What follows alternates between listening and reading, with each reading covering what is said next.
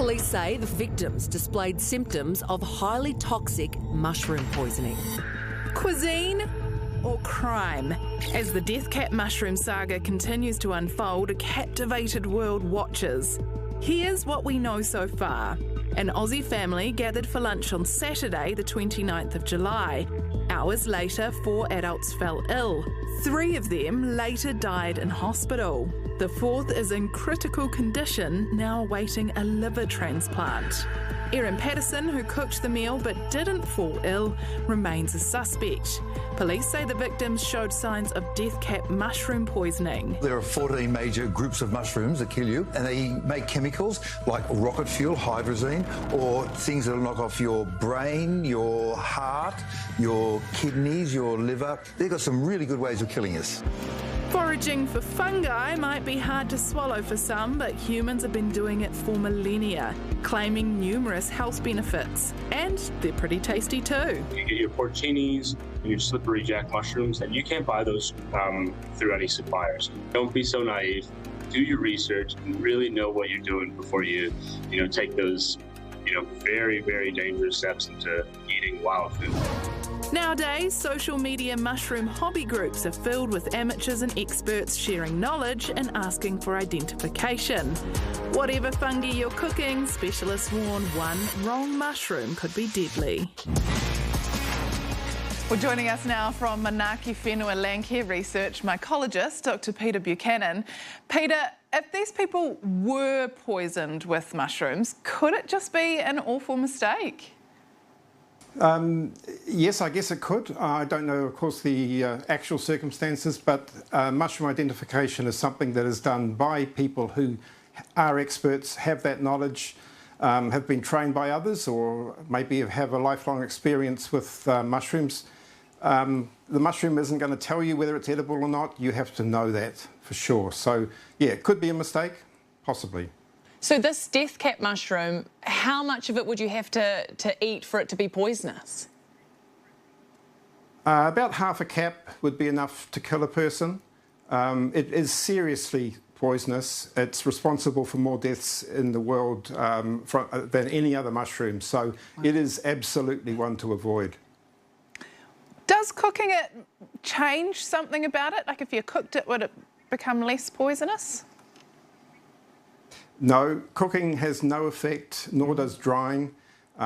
So it's incredibly toxic. You wouldn't even actually want to touch it. And then, I mean, I've collected it, and if you do touch it, you would immediately wash your hands. It really is a very poisonous mushroom, but it looks good and it actually tastes all right. Some people say every mushroom's edible, but some only once. That's really no guide. If you don't know it's edible, don't even try it. I've got some mushrooms popping up in my garden randomly, and I checked them out online and have been told they're good to eat, but I'm still nervous. Can you understand that?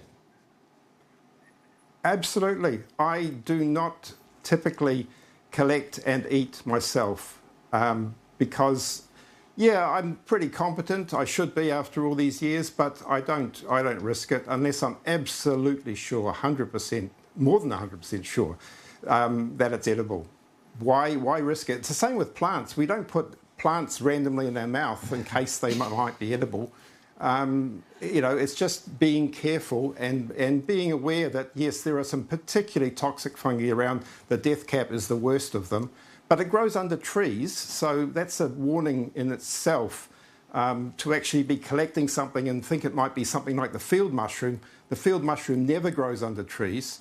So, there are some really significant diagnostic features as well as what it looks like to warn people off from not even going there with a death cap mushroom. Oh, Peter, thanks so much for your insights tonight. Really appreciate it. That's a pleasure. Thank you. Kia ora, everyone. Welcome to the project tonight. And Hayley Sproul's with us. Kia ora, guys. Thanks for having me. Yeah, nice to have you back. You haven't come across any trouble like this in your life, have you? Well, I have not quite poison, but I did make someone very sick when I cooked them a meal. I was young. Third form, we took home economics, and I said to my teacher, Miss Pandey, who was Indian, I would like to cook her a butter chicken. Right. and she had a look of horror because the ingredients were cream, lemon, honey, and of course chicken.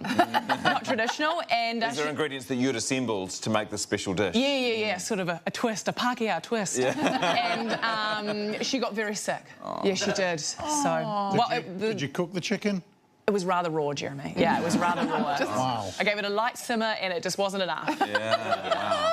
Mind you, you'd think a home economics teacher would have some level of immunity after all those years of being cooked food by... I'm sure I wasn't the first person to make her a bad curry, but yeah. How crazy is this case out of Australia, though? It's fascinating, and it's one of those ones where, you know, all the media in Australia seem to be on this case, and so each time a new detail emerges, like in the office, like, oh, it was a beef Wellington. It was cooked in a beef Wellington. That was today's breaking news about 4 o'clock. That was a new the dehydrator that they found in the rubbish tip. That was quite early on, but now we're like, whose dehydrator is it? What could it be used for? Yeah, people. Also, beef Wellington's a bold lunch choice. I've got to say, it's a big meal. This is a lot of prep. It is. Yeah.